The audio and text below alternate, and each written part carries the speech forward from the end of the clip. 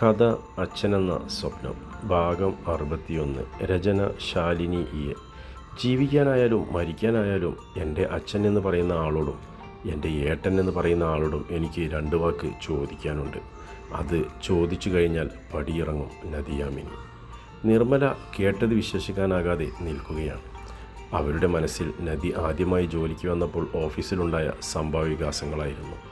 അതിലെ ഓരോ രംഗങ്ങളുടെയും അവരുടെ മനസ്സ് പാഞ്ഞു നടന്നു. ഏതൊരു പെൺകുട്ടിക്ക് വേണ്ടിയുള്ള പോരാട്ടമായിരുന്നില്ല അതെന്ന് നിർമ്മലയ്ക്ക് ഇപ്പോൾ മനസ്സിലാക്കാൻ കഴിയുന്നുണ്ട്. കഴിയുമെങ്കിൽ അവൾക്കൊരു അമ്മയുടെ സ്നേഹം കൊടുക്കാമോ? തന്നെ ക്യാബിനിലേക്ക് വിളിച്ചു വരുത്തി കാർത്തിക് സാർ പറഞ്ഞ വാക്കുകൾ ഹോസ്പിറ്റലിൽ കൂട്ടുനിൽക്കാൻ പറ്റുമോ എന്ന് ചോദിക്കുമ്പോൾ സ്വന്തം കുഞ്ഞിനു വേണ്ടിയുള്ള ചോദ്യം പോലെ ആയിരുന്നില്ലേ? തിരുനന്ദനം ഗ്രൂപ്പിൻ്റെ അവകാശിയാണോ തൻ്റെ വയറിൽ മുഖമമർത്തി കരയുന്നത്?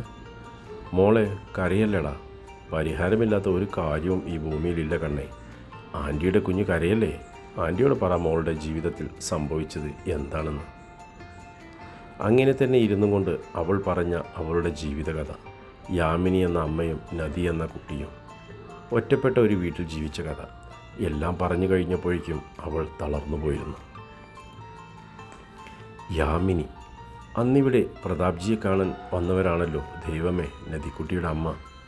അവരുടെ മരണത്തിൽ പ്രത്യക്ഷമായി അല്ലെങ്കിലും പരോക്ഷമായി തനിക്കും പങ്കില്ലേ? ഓരോന്ന് പറഞ്ഞും സമാധാനിപ്പിച്ചും നിർമ്മല അവളുടെ മനസ്സിനെ സമാധാനിപ്പിക്കാൻ ശ്രമിച്ചു. ഓഫീസിൽ തൻ്റെ റൂമിലിരുന്ന് കാലത്ത് നദി കൊണ്ടുവന്ന് തന്ന കാർത്തിയുടെ ഡയറിയിലൂടെ കണ്ണോടിക്കുകയായിരുന്നു സത്യപ്രതാപൻ. ഓരോ ദിവസത്തെക്കുറിച്ച് എഴുതുന്ന ഡയറിയല്ല അതെന്ന് അയാൾക്ക് മനസ്സിലായി. മനസ്സിൽ വിഷമം വരുമ്പോൾ അല്ലെങ്കിൽ സന്തോഷം വരുമ്പോൾ മാത്രം കുത്തിക്കുറിക്കുന്ന എഴുത്തുകൾ. ലാസ്റ്റ് എഴുതിയ വരികളിലൂടെ അയാളുടെ മിഴികൾ അലഞ്ഞു നടന്നു. ആ പേജ് പുറകോട്ട് മറിച്ചപ്പോൾ അവിടെ കുറേ പേജുകൾ മിസ്സിംഗ് ആണ്. എഴുതിയത് കാർത്തി തന്നെ കീറിക്കളഞ്ഞതായിരിക്കുമെന്ന് അയാൾ കരുതി. ആ ഡയറി മടക്കി അയാൾ മേശക്കുള്ളിൽ വെച്ചു. കുറച്ചു നേരം തല ചെയറിൻ്റെ ഹെഡിലേക്ക് വെച്ച് കണ്ണടച്ചു കിടന്നു. അച്ഛന് തെറ്റിപ്പോയി. അച്ഛൻ്റെയും അമ്മയുടെയും എന്തിന് അമ്മാമ്മയുടെയും കണ്ണിൽ അമ്മാമ്മ തന്നെയാണ് കുറ്റക്കാരൻ. എന്നാൽ യഥാർത്ഥ കുറ്റക്കാരൻ അമ്മാമ്മ അല്ലെന്ന് അച്ഛൻ ഓർത്തു. അമ്മാമ്മയുടെ ഒപ്പം നിൽക്കേണ്ടിയിരുന്ന യഥാർത്ഥ ആത്മാർത്ഥ കൂട്ടുകാരനായിരുന്നു അച്ഛൻ. അന്ന് ആ മനുഷ്യനെ തനിച്ചാക്കാതെ ഒപ്പം നിന്നിരുന്നെങ്കിൽ, സത്യങ്ങൾ ചോദിച്ചറിഞ്ഞിരുന്നുവെങ്കിൽ ഈ നഷ്ടങ്ങൾ ഒന്നും സംഭവിക്കില്ലായിരുന്നു. ഇതിപ്പോൾ നിഴൽയുദ്ധം ചെയ്തതുപോലെയായി. ബദ്രിയുടെ വാക്കുകൾ അയാളുടെ ചെവിക്കുള്ളിൽ മുഴങ്ങി. മഹിയുടെ കയ്യിൽ തെറ്റില്ലെന്നാണോ ബദ്രി പറഞ്ഞതിൻ്റെ അർത്ഥം? അങ്ങനെയെങ്കിൽ എന്താണെന്ന് അവിടെ സംഭവിച്ചത്? മഹിയോടൊന്നും ചോദിച്ചറിയാൻ നിന്നില്ല. ആത്മാർത്ഥ കൂട്ടുകാരൻ എന്ന നിലയ്ക്ക് ഞാനത് ചെയ്യേണ്ടതായിരുന്നില്ലേ? എത്ര വർഷങ്ങളായി ശരിക്കും ഒന്ന് മിണ്ടിയിട്ട്. അന്നത്തെ പിന്നെ രേണു ആ പടി ചവിട്ടിയിട്ടേയില്ല. ഇന്നലെയും താൻ എന്തൊക്കെ വിളിച്ചു പറഞ്ഞു. ഒന്നും മിണ്ടാതെ അവൻ തിരിച്ചുപോയില്ലേ? അയാൾ കസേരയിൽ നേരെ ഇരുന്ന് ഫോൺ എടുത്തു. മഹാദേവൻ്റെ ഫോണിലേക്ക് കോൾ ചെയ്തതിന് ശേഷം അയാൾ ഫോൺ ചെവിയിലേക്ക് ചേർത്ത് വെച്ചു. ബെൽ മുഴുവൻ അടിച്ചു തീരാറായ സമയത്താണ് മഹാദേവൻ കോളെടുത്തത്. മഹി. അപ്പുറത്ത് മറുപടിയില്ല. മഹി. സത്യപ്രതാപൻ വീണ്ടും വിളിച്ചു. പറയൂ. ശാന്തമായ സ്വരം. മഹി മോളെ പെട്ടെന്ന് കാണാതായപ്പോൾ നേരിട്ടില്ലെങ്കിലും യാമി എൻ്റെ കയ്യിൽ ഏൽപ്പിച്ചു തന്നല്ലടാ അവളെ കൊണ്ടുപോകുന്ന കാര്യമൊന്ന് വിളിച്ചു പറഞ്ഞാൽ മതിയായിരുന്നില്ലേ നിനക്ക്? ഞാൻ എതിർക്കുമോ? അങ്ങനെയെങ്കിൽ എന്നും രാവിലെ നിൻ്റെ അടുത്തേക്ക് ഞാൻ പറഞ്ഞു വിടില്ലായിരുന്നല്ലോ. മോൾ ഇന്ന് വളരെ സൈലൻ്റായിരുന്നു. ഇന്നലെ രാത്രി ഇന്നും കാലത്തും ഒന്നും കഴിച്ചില്ല. ഉച്ചയ്ക്ക് ഭക്ഷണം കഴിച്ചതിന് ശേഷം ഓഫീസിലേക്ക് പോന്നു എന്ന് രേണു വിളിച്ചു പറഞ്ഞു. സത്യപ്രതാപൻ പറയുന്നതിനെല്ലാം വെറുതെയൊന്ന് മൂടിയതല്ലാതെ മഹാദേവൻ വേറെ ഒന്നും പറഞ്ഞില്ല. മോളുടെ കല്യാണം തീരുമാനിച്ചിട്ടുണ്ട്. ഈ വരുന്ന 28-ാം തീയതിയാണ്. പെട്ടെന്ന് കല്യാണം വേണ്ടതുകൊണ്ട് വേറെ ചടങ്ങുകളൊന്നും ഉണ്ടായിട്ടില്ല. നീ വരണം കല്യാണത്തിന്. അല്പസമയം അവരിൽ മൗനം നിറഞ്ഞു നിന്നു. മഹി. വരാം. എന്നോട് പറയണമെന്ന് നിനക്ക് ഇപ്പോഴെങ്കിലും തോന്നിയല്ലോ. നിൻ്റെ സുഹൃത്ത് എന്ന സ്ഥാനം നീ വെട്ടിക്കളഞ്ഞു എന്ന് എനിക്കറിയാം. എത്ര വെട്ടി നീക്കിയാലും മാഞ്ഞു പോകാത്ത ഒരു ബന്ധമുണ്ടല്ലോ. നിൻ്റെ ഭാര്യയുടെ സഹോദരൻ എന്ന ബന്ധം, നിൻ്റെ മകളുടെ അമ്മാവൻ എന്ന ബന്ധം. മഹാദേവൻ്റെ സ്വരത്തിൽ നേരിയ ഇടർച്ചയുണ്ടായിരുന്നു. മഹി, എനിക്ക് നിന്നെ നേരിൽ കാണണം. ഗൗരവമുള്ള കുറച്ച് കാര്യങ്ങൾ സംസാരിക്കാനുണ്ട്. നീ എപ്പോഴാണ് ഫ്രീ ആവുക? ഞാൻ ഫ്രീയാണ്. നിനക്ക് എപ്പോഴാണ് സൗകര്യം? ഞാനിപ്പോൾ വരട്ടെ വീട്ടിലേക്ക്?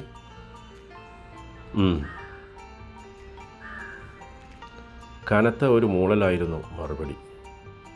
കാർത്തി 3 മണിക്ക് ശേഷമാണ് അന്ന് ഓഫീസിലെത്തിയത്. വന്നപാടെ അവൻ സിദ്ധാർത്ഥിനെ ക്യാബിനിലേക്ക് വിളിപ്പിച്ചു. സാർ, പറയൂ. ക്യാബിനിലേക്ക് കയറി വന്നു സിദ്ധാർത്ഥ് പറയുന്നു. ഒരു പുതിയ അപ്പോയിൻമെൻ്റ് ഉണ്ട് സിദ്ധാർത്ഥ്. അവനോട് ചെയറിലേക്ക് ഇരിക്കാൻ പറഞ്ഞതിന് ശേഷം സിദ്ധാർത്ഥ് പറഞ്ഞു. ഏത് പോസ്റ്റിലേക്കാണ് സർ? നമ്മുടെ കമ്പനിക്ക് പുതിയൊരു അഡ്വക്കേറ്റിനെ നിയമിക്കുകയാണ്. പുതിയ അഡ്വക്കേറ്റോ? നമുക്കിപ്പോൾ ഓൾറെഡി അഡ്വക്കേറ്റ് ഉണ്ടല്ലോ, പിന്നെന്തിനാ പുതിയൊരാൾ? നിലവിലുള്ള അഡ്വക്കേറ്റിനെ കുറച്ചുനാൾ ലീവ് വേണമെന്ന് പറഞ്ഞു. അതുകൊണ്ട് പുതിയ ഒരാളെ നിയമിക്കാൻ തീരുമാനിച്ചു. Okay sir. അവർ സംസാരിച്ചു കൊണ്ടിരിക്കുമ്പോൾ ക്യാബിൻ്റെ ഡോറിൽ നോക്ക് ചെയ്യുന്ന ശബ്ദം കേട്ടു. കയറി വരാൻ കാർത്തിക് അനുവാദവും കൊടുത്തു. ഡോർ തുറന്ന് കയറി വരുന്നവനെ കണ്ടതും സിദ്ധാർത്ഥ് അക്ഷരാർത്ഥത്തിൽ ഞെട്ടിപ്പോയി. ഇതാണ് നമ്മുടെ പുതിയ അഡ്വക്കേറ്റ് ശരത് ചന്ദ്രൻ. കാർത്തിക് ശരത്ചന്ദ്രനെ സിദ്ധാർത്ഥിനെ പരിചയപ്പെടുത്തിയതും സിദ്ധാർത്ഥ് തീരെ പരിചയമില്ലാത്ത ഭാവത്തിൽ വെറുതെ ഒരു ഹായ് പറഞ്ഞു. അതോടെ കാർത്തി ശരത്ചന്ദ്രൻ്റെ നേർക്ക് തിരിഞ്ഞു. മിസ്റ്റർ ശരത്ചന്ദ്രൻ, ഇതാണ് എൻ്റെ പേഴ്സണൽ സെക്രട്ടറി സിദ്ധാർത്ഥ്. എനിക്കറിയാം സർ, ഞങ്ങൾ കോളേജിൽ ഒരുമിച്ച് പഠിച്ചിട്ടുണ്ട്. ശരത്ചന്ദ്രൻ്റെ വെളിപ്പെടുത്തലിൽ സിദ്ധാർത്ഥ് ഒന്ന് പകച്ചുപോയി. അവൻ തന്നെ അറിയാമെന്ന് പറയുമെന്ന് സിദ്ധാർത്ഥ് കരുതിയില്ല. ആഹാ, എന്നിട്ടാണോ സിദ്ധാർത്ഥ് അറിയാത്ത ഭാവത്തിൽ നിൽക്കുന്നത്? അതൊരു കള്ളത്തരമാണല്ലോ. കാർത്തിയുടെ ചോദ്യത്തോടൊപ്പം അവൻ്റെ ചുഴിഞ്ഞുള്ള നോട്ടവും കൂടിയായപ്പോൾ സിദ്ധാർത്ഥ് ആകെ ചൂളിപ്പോയി. അത് പിന്നെ ഒപ്പം പഠിച്ചു എന്നുള്ളത് ശരി തന്നെ. ശരത്ചന്ദ്രന് എന്നെ ഓർമ്മയുണ്ടാകില്ലെന്ന് കരുതി. അതാണ് ഞാൻ അങ്ങനെ പെരുമാറിയത്. സോറി. സിദ്ധാർത്ഥ് ശരത്ചന്ദ്രൻ്റെ നേർക്ക് കൈ നീട്ടി. തൻ്റെ നേർക്ക് നീട്ടിയ കൈകളിൽ ശരത്ചന്ദ്രൻ അവൻ്റെ കൈത്തലം അമർത്തി കൊടുത്തു. ഓക്കെ, നിൻ്റെ റൂമിലേക്ക് കൊണ്ടുപോയി എന്താണ് ചെയ്യേണ്ടത് എന്ന് പറഞ്ഞു കൊടുക്കും. കാർത്തി അങ്ങനെ പറഞ്ഞതും വരൂ എന്ന് പറഞ്ഞുകൊണ്ട് സിദ്ധാർത്ഥ് കാർത്തി കൊടുത്ത ഫയലുമായി പുറത്തേക്ക് നടന്നു. സിദ്ധാർത്ഥ് പോയതും ശരത്ചന്ദ്രൻ കാർത്തിയുടെ മുഖത്തേക്ക് നോക്കി. ചെന്നോൾ എന്നവൻ ആംഗ്യം കാണിച്ചു. തൻ്റെ ക്യാബിനകത്തേക്ക് കയറിയതും സിദ്ധാർത്ഥ് പിന്നാലെ കയറിയെന്ന ശരത്ചന്ദ്രനെ രൂക്ഷമായി ഒന്ന് നോക്കി. എന്ന മൂളലോടൊപ്പം പുരികമുയർത്തിക്കൊണ്ടാണ് ശരത്ചന്ദ്രൻ ഉള്ളിലേക്ക് കയറി ചെന്നത്. നീ എന്താണ് ശരത്തെ കാണിക്കുന്നത്? നിനക്കൊരു സാമാന്യ ബുദ്ധി ഉണ്ടെന്നാണ് ഞാൻ കരുതിയത്. ഇതിപ്പോൾ പണ്ടാരാണ്ട് പറഞ്ഞതുപോലെയായി. കലിതുള്ളി നിൽക്കുന്ന സിദ്ധാർത്ഥിനെ നോക്കിക്കൊണ്ട് ശരത്ചന്ദ്രൻ അവിടെ കിടന്ന കസേരയിലേക്ക് ഇരുന്നു. ഞാൻ നിന്നോടൊരു ആവശ്യം പറഞ്ഞു എന്നുള്ളത് ശരിയാണ്. ഞാനും നീയുമാണ് കൂട്ടുകാർ. ദത്ത് എൻ്റെ മാത്രം ഫ്രണ്ടാണ്. അവനെ നിനക്ക് പരിചയപ്പെടുത്തി തന്നത് ഞാനാണ്. ആർക്കും ദോഷമില്ലാത്ത രീതിയിൽ ആ കാര്യം സോൾവ് ചെയ്യാൻ വേണ്ടിയാണ് ഞാൻ നിൻ്റെ സഹായം തേടിയത്. അവൻ ഇഷ്ടപ്പെട്ട പെൺകുട്ടിയെ കല്യാണം കഴിക്കാൻ അവൻ്റെ വീട്ടുകാർ സമ്മതിക്കാത്തത് മൂലം ആ വിവാഹം നടത്താൻ ഒരു ഹെൽപ്പ് എന്ന രീതിയിലാണ് ഞാൻ നിൻ്റെ സഹായം ആവശ്യപ്പെട്ടത്. കാർത്തിക് അതിൻ്റെ എല്ലാ വശങ്ങളും നല്ല രീതിയിൽ ദത്തിനോട് പറഞ്ഞതാണ്. അവൻ അതിൽ നിന്നും പിന്തിരിഞ്ഞില്ല എന്ന് മാത്രമല്ല, കാർത്തിയുടെ പേരിൽ ആരോപണവും ഉണ്ടാക്കി. ഞാനും അവനോട് കാര്യങ്ങളെല്ലാം മനസ്സിലാക്കി കൊടുക്കാൻ ശ്രമിച്ചതാണ്. അവൻ പിന്നോട്ടില്ലെന്ന് എന്നോട് തീർത്തും പറഞ്ഞു. നിങ്ങൾ രണ്ടുപേരും കൂടി ചെയ്യുന്ന തെറ്റിന് എനിക്ക് ശിക്ഷ അനുഭവിക്കേണ്ട ആവശ്യമില്ല. അതുകൊണ്ട് എൻ്റെ നിരപരാധിത്വം ഞാൻ കാർത്തിക്കിൻ്റെ മുൻപിൽ വെളിപ്പെടുത്തി.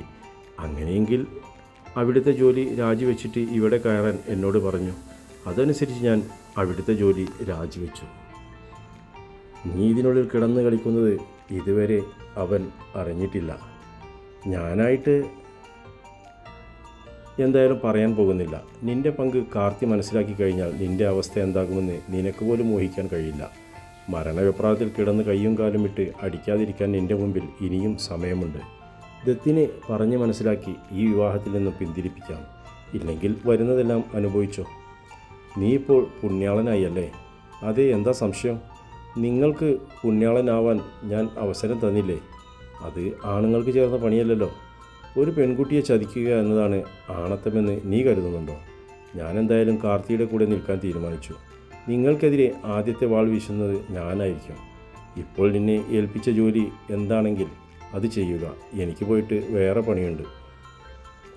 രണ്ടുപേരും പോരുകോഴികളെപ്പോലെ പരസ്പരം കണ്ണിൽ നോക്കി നിന്നു. സത്യപ്രതാപൻ്റെ കാർ തിരുനന്ദനത്തെത്തുമ്പോൾ വൈകുന്നേരം 5 മണി കഴിഞ്ഞിരുന്നു.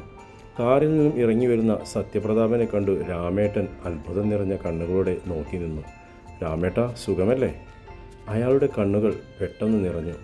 സുഖമാണ് കുഞ്ഞേ, നിങ്ങളൊക്കെ സുഖമായിട്ടിരിക്കുന്നു എന്ന് കേൾക്കുന്നതാണല്ലോ ഈ വൃദ്ധൻ്റെ ഏറ്റവും വലിയ സന്തോഷം. വർഷങ്ങൾക്കു ശേഷം ഈ പടി കയറാൻ തോന്നിയല്ലോ, അതിലും ഈ വൃദ്ധന് സന്തോഷമുണ്ട്. രാമേട്ടൻ്റെ തോളിൽ കൈവച്ചുകൊണ്ട് സത്യപ്രതാപൻ അയാളുടെ നിറഞ്ഞ കണ്ണുകളിലേക്ക് നോക്കി. കാലം നമുക്ക് വേണ്ടി പലതും കാത്തുവെച്ചിട്ടുണ്ടാകും രാമേട്ട. അതെല്ലാം നമ്മൾ അനുഭവിക്കുക തന്നെ വേണം. അതിൽ സുഖമുണ്ടാകും, ദുഃഖമുണ്ടാകും. അയാളുടെ തോളിലൊന്ന് തട്ടിക്കൊണ്ട് സത്യപ്രതാപൻ മഹാദേവൻ്റെ റൂമിലേക്കുള്ള സ്റ്റെപ്പുകൾ കയറി. തുടരും കഥയുടെ അടുത്ത ഭാഗം നാളെ ഇതേ സമയം.